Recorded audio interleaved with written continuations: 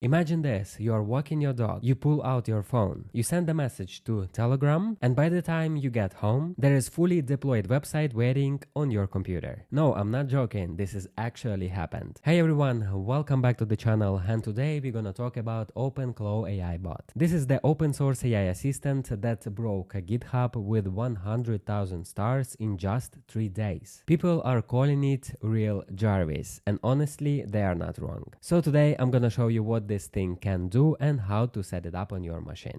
Let's dive in. Okay, so first, what even is this thing? OpenClaw, formerly known as a Clawbot, then Moldbot before Anthropic sent a trademark notice, is an open source personal AI assistant created by Peter Steinberger. Here is what makes it different from ChatGPT or Claude that you use in your browser. It runs on your machine. Mac, Windows, Linux, your data stays local. It connects to your real apps. WhatsApp, Telegram, Discord, Slack. You literally just send it a message like you talk to your friend. It can actually do things, not just chat. It can run shell commands, control your browser, read and write docs, manage your calendar, and send emails. Real actions. It has persistent memory. It remembers your conversation, your preferences, your projects. It becomes your personal assistant. This is the shift from chatbots that talk to agents that do. Alright, let's get practical. What are developers actually do with this thing?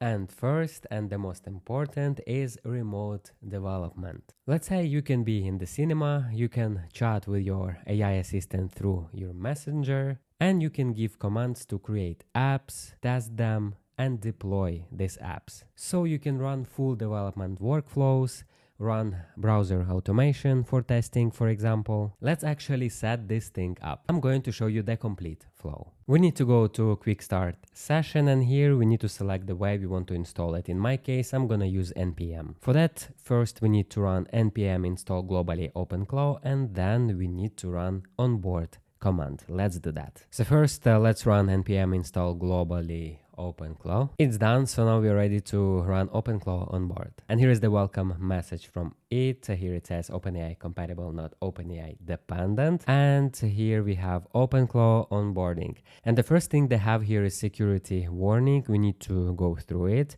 So here they mentioned that OpenClaw is a hobby project and still in beta. Expect sharp edges. This bot can read files and run actions if tools are enabled. A bad prompt can trick into doing unsafe things. And here is the message that if you are not comfortable with basic security and access control, don't run OpenClaw. And also they suggest to run regularly OpenClaw security audit and OpenClaw security audit fix. Also, they have that must read with security page. We will get back to this security topic a bit later, so now let's finish the setup. So here we have this message. I understand this is a powerful and inherently risky. Continue. We select yes. Here are two options of onboarding, quick start and manual. Let's do quick start. The next thing, we need to select model. So here are OpenAI, Anthropic, Minimax, Google, OpenRouter, Copilot, and a lot of others. I will go with OpenAI. Then we need to select OpenAI auth method, whether it should be OpenAI codex or API key. I will select API key. And now we need to enter our API key from OpenAI. For that, you need to go to OpenAI dashboard and create new API key, copy it from there and paste it in this terminal. I have already copied mine, so I will paste it here and press enter. In the next step, we need to select a model we would like to use. I will choose 4.1 mini just for this demo. Next thing, we need to select channel through which one we're gonna communicate with our AI assistant. That could be Telegram, WhatsApp, Discord, Google Chat, Slack, Signal, iMessage, Microsoft Teams, and a lot of others. I will select Telegram. Then we need to create this Telegram bot. And here it suggests us instruction how to do that. So we need to open Telegram and chat with bot further. Then we need to run new bot command, copy the token, and then we need to paste this token here. And by the way, I have already videos on the channel where I explain how to create Telegram bots, how to create Telegram mini apps, so you can check them as well. And there I have instructions how to set up your Telegram bot. but let's do it now from scratch. Here is bot fodder, so here we need to run new bot. Let's call it just AI Claw bot. Let's type here as well AI Claw bot. Okay, looks like this name is already taken. Let's try AI Claw demo bot. It is successfully created, so now we need to copy that API token and paste it in the terminal where we're running onboarding for Clawbot. Let's paste it here and press enter. Now it asks if we want to configure skills and what actually these skills means. Skills are like plugins or extensions that teach your OpenClaw bot how to do specific things. Each skill is a folder with instructions that tells the AI how to use certain tools and APIs. For example, skills can tell your bot: control smart home, generate images, access Gmail calendar, browse the web, run shell commands, and much more. Let's press configure skills now. Preferred node manager, I will use npm. Now we can select and install missing skill dependencies, and in this list we can see Gemini, we can see GitHub, we can see 1Password, Apple Notes, Apple Reminders, etc. Now let's select skip for now. I will skip that one for now. So as you see, it suggests us a lot of integrations. I will skip them for now. Now we can enable hooks, and here's the explanation. Hooks let you automate actions when agent commands are issued. Example, save session context to memory when issue new. And here are the options. So we can boot MD, so run boot MD on gateway startup, command logger, log all command events to a centralized audit file, and save session context to memory when new command is issued. Let's skip for now. Okay, now we have message that gateway service installed. We have address to UI, to web UI. We have some token here, gateway WebSocket. This is start to UI. This is the defining action that makes your agent you. Please take your time. The more you tell it, the better the experience will be. Here we have gateway token. Now we got asked, how do you want to hatch your bot? So we can stay in terminal UI, we can use web UI, or we can do this later. Let's select hatch in TUI. And you see that there is initial message created, wake up my friend, and it replies, hi, I'm awake and ready, what can I do for you? And also here is the UI of the chat, so the same message, you can see wake up my friend and hey, I'm awake and ready, what can I do for you? So what we have here in that panel, we have overview, so we have some snapshot of the system here, we have channels.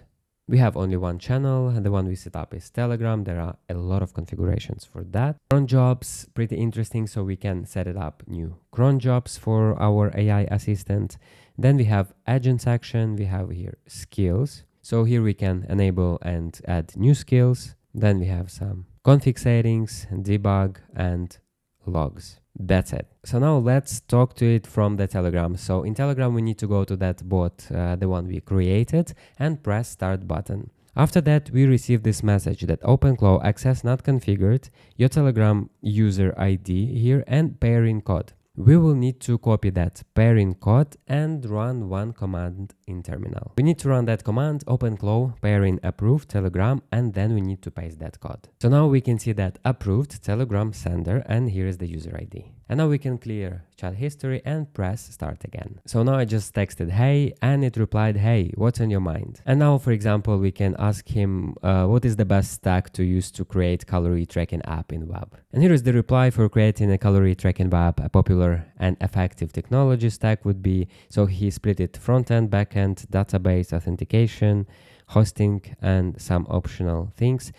Perfect. So you see that integration works. So our AI agent replies us in Telegram. I didn't ask him to perform some actions, to build something, or to create some apps. That could be a topic for another video. So if you want me to show you how I use OpenClaw for building apps, please let me know in the comments. Now I showed you how the basic setup looks. So now you can run commands from your messenger and tell your AI assistant to build apps, to perform some actions, to notify you on something. So it's pretty cool. Now let's get back to security topic. This is the part you cannot skip. OpenClaw is incredibly powerful. and that power comes with the real risks. That was already mentioned by OpenClaw when we were installing it, and there are also a lot of information in web you can find. For example, you can take a look at Cisco AI threat research. OpenClaw can run shell commands, read-write files, and execute scripts. If something goes wrong through a bug, prompt injection, or malicious skill, it can damage your system or leak data. For example, prompt injection attacks is pretty big one.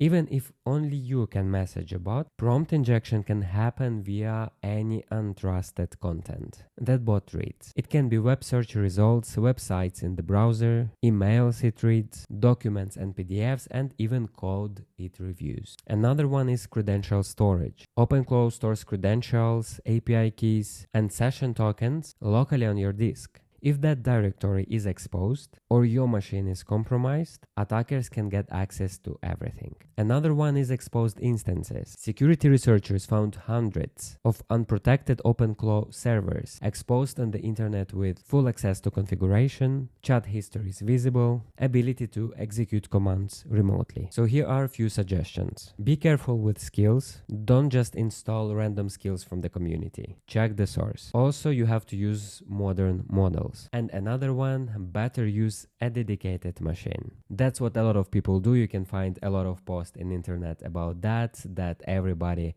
buys Mac minis to run that AI assistant. So you can spin up that bot at a new clean computer that doesn't have access to your personal data. Also, you can run OpenClaw in the cloud. For example, in AWS. So just keep all of this in mind. Also go through the security page in OpenClaw before running it on your computer. And that's it for today. Let me know in the comments if you already use OpenClaw, and also tell us what is your experience with that. If this video was helpful, please hit that like button, subscribe to the channel to not miss next dev insights. And I will see you in the next one.